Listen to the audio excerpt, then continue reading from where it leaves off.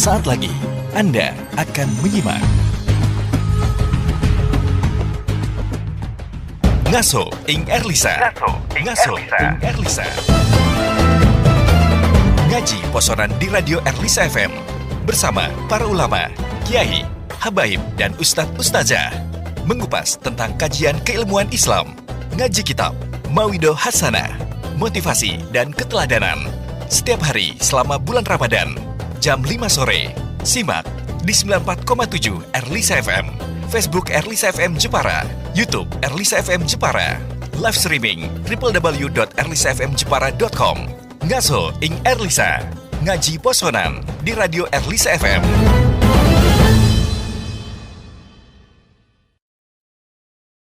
Assalamualaikum warahmatullahi wabarakatuh. Bismillahirrahmanirrahim. Alhamdulillahirrabbilalamin. Allahumma salli ala Sayyidina wa maulana Muhammadin wa ala alihi wa sahbihi ajma'in. La hawla wa la quwata illa billahil aliyil azim. Rabbi shrah li sadri wa yassir li amri wahlul 'uqdatam min lisani yafqahu qawli. Amin. Amma ba'd.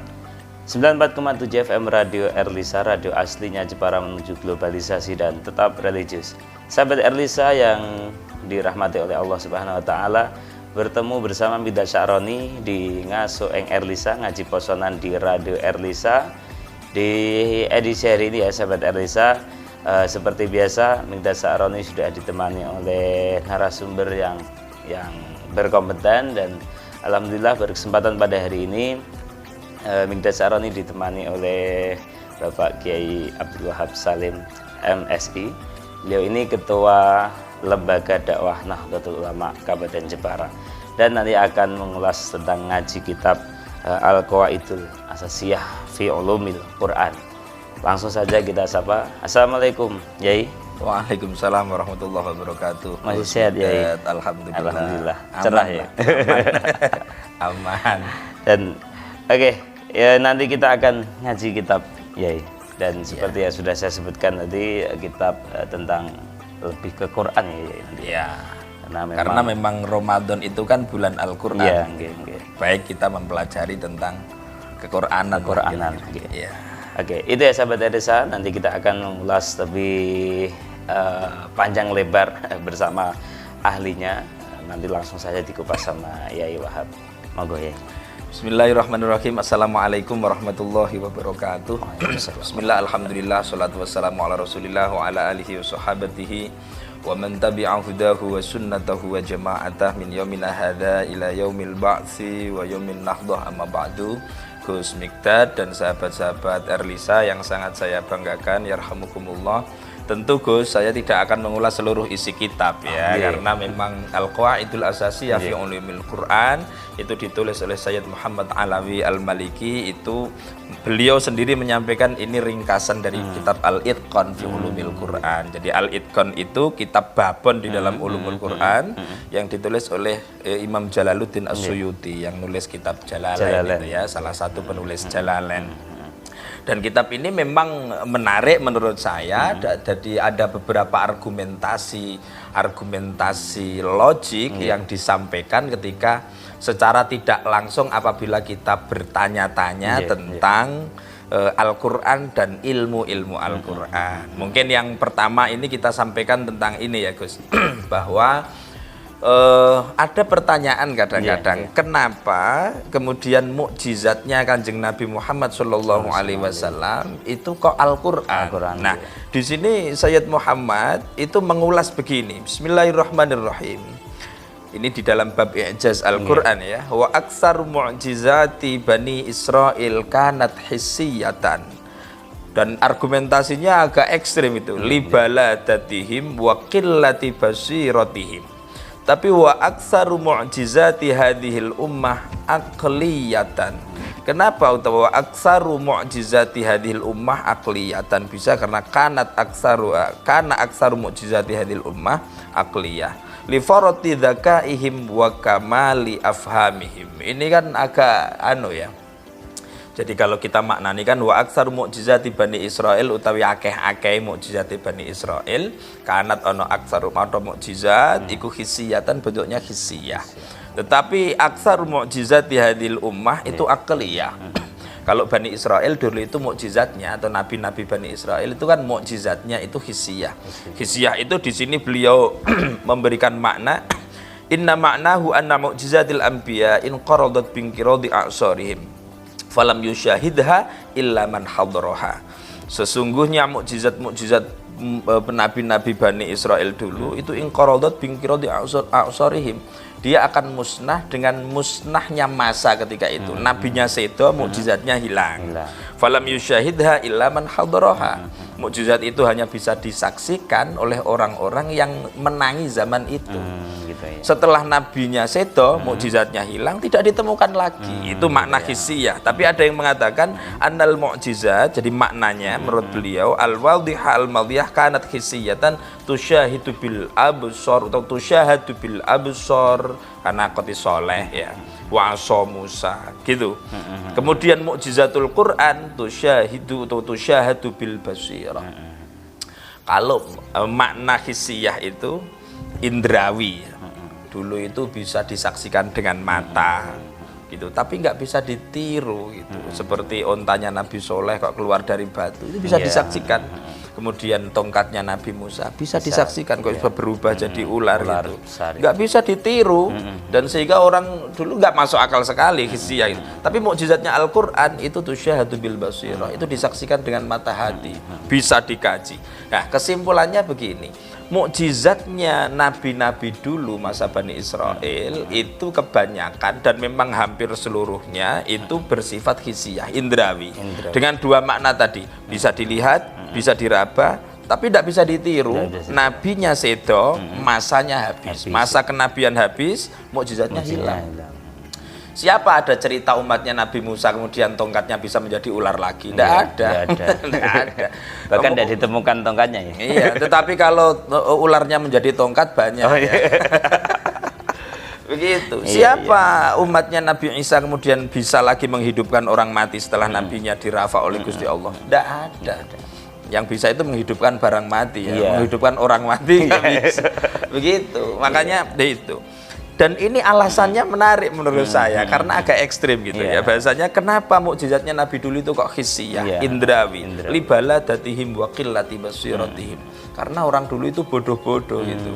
Kalau bodoh-bodoh dan basirahnya itu sedikit, mata hatinya nggak tajam. Sehingga dia itu kepengen nabinya itu ampuh gitu. Nek ampuh saya manut, tapi kalau nggak ampuh saya nggak manut gitu kira-kira. Orang bodoh itu biasanya kayak gitu kan. Dia itu lebih tertarik sama orang-orang yang ampuh daripada orang-orang yang pinter. Beda dengan mukjizatnya Kanjeng Nabi Muhammad Shallallahu Alaihi Wasallam. Mukjizatnya Kanjeng Nabi itu akliyah, bisa dikaji, bisa disestudi, bisa diteliti, bisa dibahas. Nabinya sewanten gini Gusti Allah, intaqala ilal rafiqil a'la, itu umatnya masih bisa menikmati mukjizatnya itu. Kanjeng Nabi itu sebenarnya ampuh, Gus. Kanjeng Nabi kalau mau mengekspos mukjizat yang ampuh-ampuh, Kanjeng Nabi ampuh. Kanjeng Nabi itu jari-jarinya kan bisa keluar air untuk minum pasukan perang itu kan.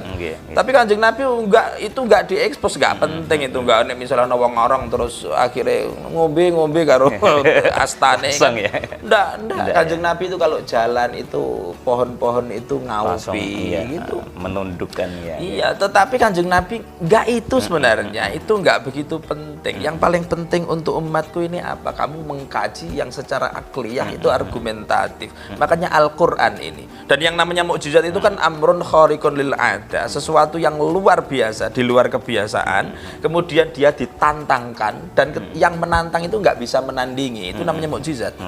Ayat Al-Qur'an juga begitu kan. Silahkan ini ditantang, ditandingi aja satu surat kalau bisa. Gitu kan? 10 surat, nggak ada yang bisa. Satu surat nggak ada yang bisa. Ijtama'atil ins wal jinnu ala ayyatu bimithli hadzal Qur'an la ya'tuna bimithlihi walau kana ba'du, dan seterusnya itu ya.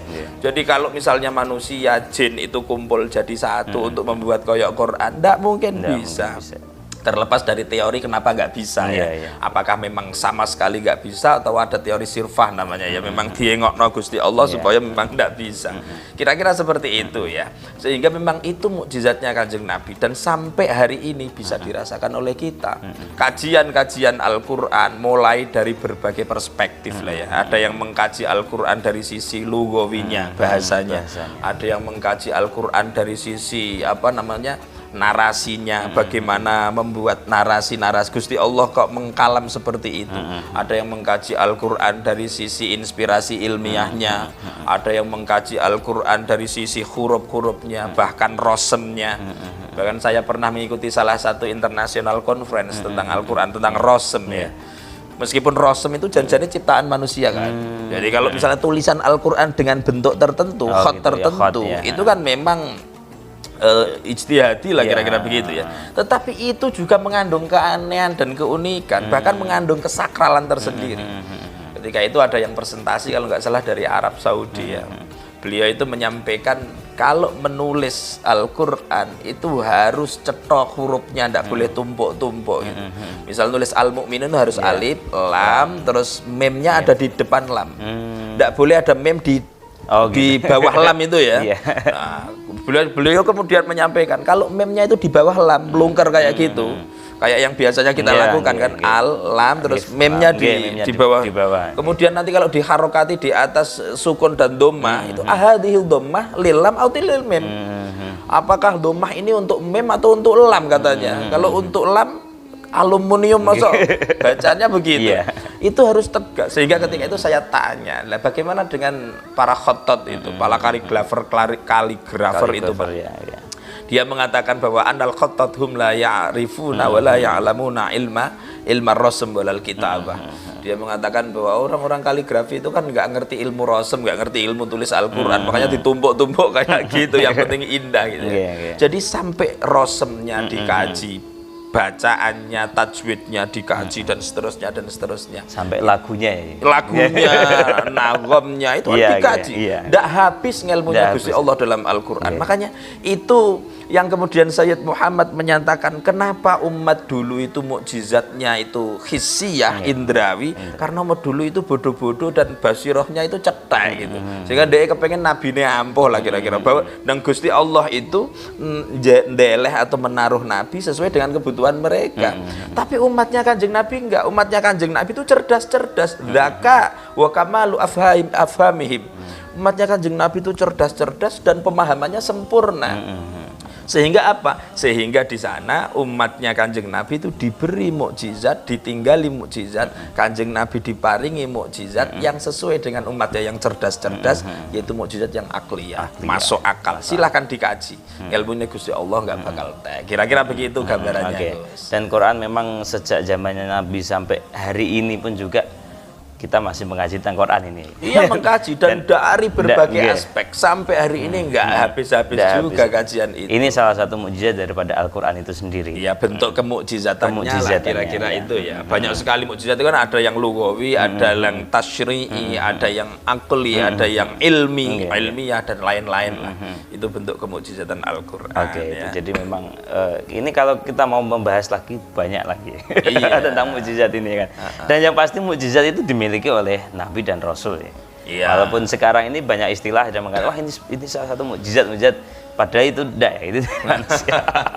Itu hanya semacam hanya bahasa.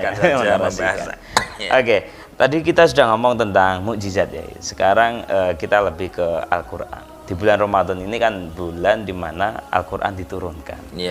Kenapa sampai Al-Qur'an itu diturunkan di bulan Ramadan? Apakah memang bulan Ramadan itu bulan yang mulia karena kemuliaan daripada Al-Qur'an diturunkan di bulan itu, atau bagaimana ini? Itu ada alasan teologis, ada alasan logik ya. Alasan teologisnya memang sesuai dengan ayatnya begitu. Syahrul Ramadan alladzi unzila fihil Qur'an, bahwa Al-Qur'an ini diturunkan di bulan Ramadan. Terlepas dari perbedaan yang diturunkan itu yang di Lauhil Mahfuz, karena begini, karena kita mengkaji ilmu Al-Qur'an ya. Dulu termasuk saya ketika ngaji di kajian di Mbah Sahal, itu setiap malam 17 Ramadan beliau itu selalu menyampaikan tentang tahappisasi turunnya Al-Qur'an. Jadi Al-Qur'an itu dari Gusti Allah turun ke Lauhil Mahfuz dulu. Itu jumlatan wahidah, sak gelondong. Dari Lauhil Mahfuz turun ke Baitul Izzah dulu sama dunia. Itu juga jumlatan wahidah. Baru dari Baitul Izzah kepada Kanjeng Nabi Muhammad sallallahu alaihi wasallam itu tadrijan, munajjam, diangsur sesuai dengan kebutuhan dan kebijakan Allah Subhanahu wa taala, bahkan kadang merespon apa yang terjadi di dalam tradisi penerima Al-Qur'an ketika itu. Terjadi dalam tradisi Arab lah kira-kira begitu ya. Nah, itu terlepas dari perdebatan apakah yang diturunkan di Lailatul Qadar satu malam, satu kali bulan Ramadan itu yang di Lauhil Mahfuz atau di Baitul Izzah atau pertama kali turun kepada Kanjeng Nabi. Nah, itu masuk wilayah perdebatan studi Al-Qur'an ya. Mungkin di dalam kesempatan yang lain bisa kita kaji semacam itu. Termasuk saya kalau menjelaskan kepada mahasiswa atau santri, Gus, kenapa kita memperingati nuzulul Qur'an itu kok malam 17 Ramadan gitu. Apakah Qur'an itu pertama kali turun atau Qur'an itu turunnya 17 Ramadan? Belum tentu juga gitu. Dan bahkan ada yang menyatakan bahwa Qur'an itu turunnya pas pertama kali di Gua Hira, Iqra itu kepada Kanjeng Nabi, itu malam atau langit sudah gelap. Kalau sudah gelap itu bukan bulan purnama lagi, berarti tanggal likur-likuran gitu. Tetapi ada yang mengatakan iya, dari pertama kali Al-Qur'an turun ketika itu memang malam 17 Ramadan. Tetapi yang lebih tepat kalau kita menurut ke Pak Kores, misalnya merujuk ke Pak Kores dan lain-lain ya, itu tanggal 17 itu diambil dari ayat yang menyatakan tentang perang Badar itu. Yaumal Furqan, Yaumal Taqal Jam'an, hari pembeda, hari Al-Qur'an, di mana ada dua kelompok yang perang ketika itu bertemu, yaitu kelompok muslim dan kafir, itu di dalam perang Badar. Lah perang Badar itu terjadi pas malam 17 Ramadan. Itulah kita peringati sebagai hari Al-Qur'an atau nuzulul Qur'an. Nah, tanggalnya itu diambil itu karena ada ayatnya memang Yaumal Furqan, Yaumal Taqal Jam'an itu kan tentang perang Badar dan itu pas malam 17 Ramadan. Nah, itu alasan historisnya ya. Tadi alasan apa namanya teologisnya memang ayatnya Syahrul Ramadan alladzi unzila fihil Qur'an. Ada alasan yang logik tapi isyari ya, agak sofistik gitu. Itu yang disampaikan oleh Mbah Soleh Darat di dalam Tafsir Faidur Rahman. Saya sempat membaca karena kebetulan tafsir ini kan saya kaji ya. Itu beliau menyampaikan gini, alasan atau memunasabahkan kenapa Al-Qur'an itu turun di bulan Ramadan. Alasan beliau sangat luar biasa menurut saya. Beliau menyampaikan karena di bulan Ramadan itulah ada aktivitas puasa. Orang yang sempurna puasanya itu akan diberi oleh Allah berupa haqaiqul Qur'an, hakikat-hakikat Al-Qur'an. Dan orang yang telah menerima haqaiqul Qur'an itu diharapkan dia mampu membangun akhlak, membangun peradaban sebagaimana akhlaknya Al-Qur'an. Jadi membangun takhalluq bi khuluqil Qur'an. Makanya Al-Qur'an rahasianya apa diturunkan di bulan Ramadan? Karena bulan Ramadan ada puasa. Orang yang berpuasa itu diharapkan mendapatkan haqaiqul Qur'an. Orang yang mendapatkan haqaiqul Qur'an diharapkan bisa membangun peradaban, membangun akhlaknya sesuai dengan tuntunan yang ada di dalam Al-Qur'an. Gitu. Makanya Al-Qur'an itu diturunkan di bulan Ramadan yang ada ibadah puasa. Ada ibadah puasanya. Dan gitu, itu Gus, hanya khusus di bulan Ramadan ya. Iya. Karena puasa kan puasa yang wajib ya. Yang wajib ya. Iya. Oke. Mungkin masih ada beberapa waktu ya. Ini saya ingin tanya lebih terkait mukjizat tadi. Mukjizat antara nabi-nabi yang terdahulu dengan Nabi Muhammad ini kan tadi sudah dijelaskan perbedaannya. Mungkin sekarang lebih ke kehidupan sehari-hari. Al-Qur'an itu kan sering kita baca. Kadang ada yang hanya merasakan, ada yang merasakan dalam arti sangat terenyuh dan sebagainya. Ada yang hanya terbiasa. Jadi kalau kita ngomong kalau kita mengkaji sampai dah habis-habis, mungkin lebih bisa diberikan kepada pendengar, pemirsa, masyarakat ini biar kita dalam membaca Al-Qur'an ini apa ya istilahnya bisa ngangen-ngangen sak mana nih. Iya, kalau saya pernah berdiskusi dengan Pak Kures ya, karena ketika saya di PSG di Pusat Studi Al-Qur'an. Kalau kesan Gus, itu siapapun boleh mengesankan. Jadi orang itu memang memiliki kesan yang bermacam-macam tentang Al-Qur'an. Jadi inilah yang menjadi bukti bahwa Al-Quran itu tidak hanya dibaca oleh orang-orang taat, bahkan oleh orang-orang Muslim. Bahkan orang non-Muslim ada yang membaca Al-Quran, itu kan bisa jadi dia ikut membaca dan dia mengesankan ada apa gitu. Dalam kesannya boleh berbeda-beda. Jadi memang tidak harus semuanya itu terkesan Al-Quran secara tajam gitu. Ada yang membaca Al-Quran kemudian kesannya dia itu hanya klenik saja gitu karena dia memang ahli klenik. Ada yang mengesankan bahwa Al-Quran itu kitab hukum karena dia itu orang ahli hukum. Ada yang terkesan bahwa Al-Quran itu kitab filsafat misalnya karena dia ahli filsafat dan seterusnya. Ya. Jadi kesan itu boleh-boleh saja. Tetapi pada poinnya mungkin nanti akan kita lanjutkan di episode yang lain ya. Poin yang lain itu bahwa Al-Quran itu ketika dibaca oleh siapapun itu memberikan kesan yang berbeda-beda, bahkan sampai yang ada ulama yang namanya Abdullah Darras itu menyampaikan Al-Quran itu ibarat mutiara yang sangat indah.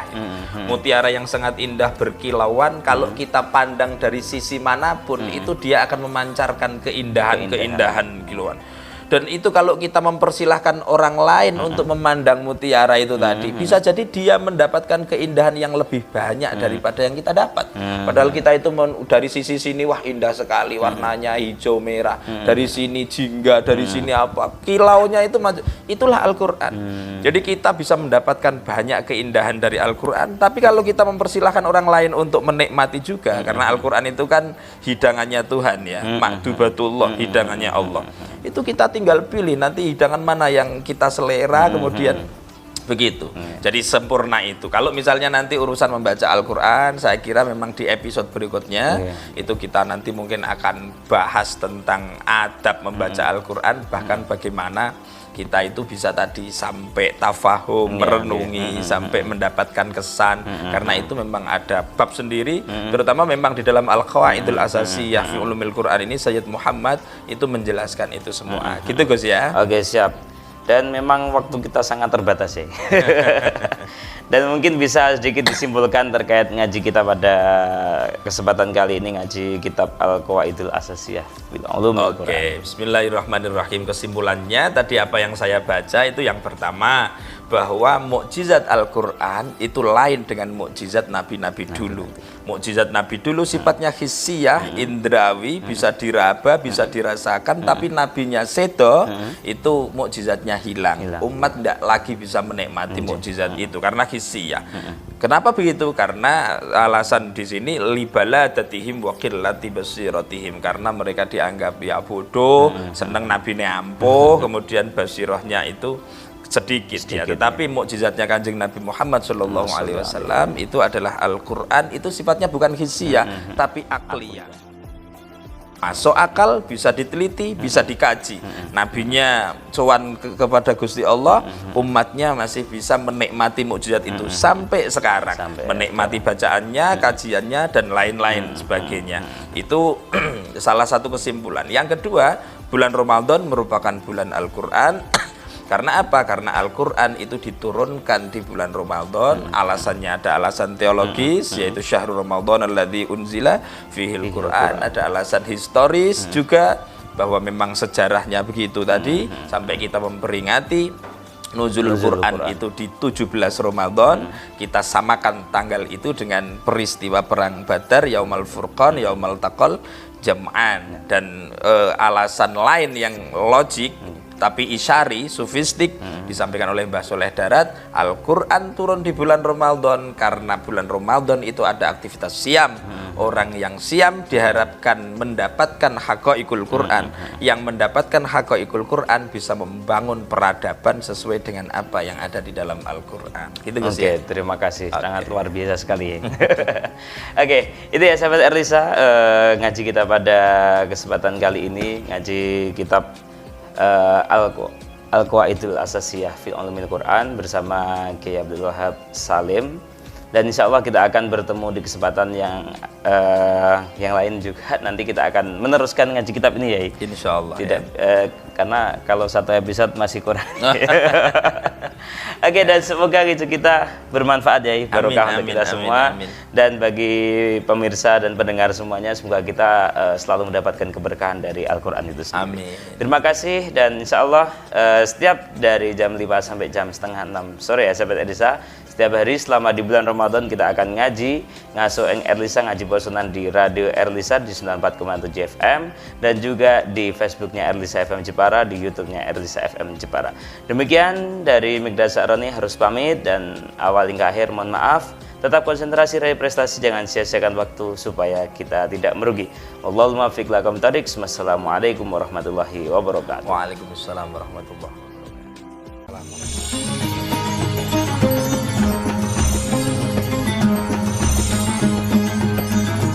Baru saja Anda menyimak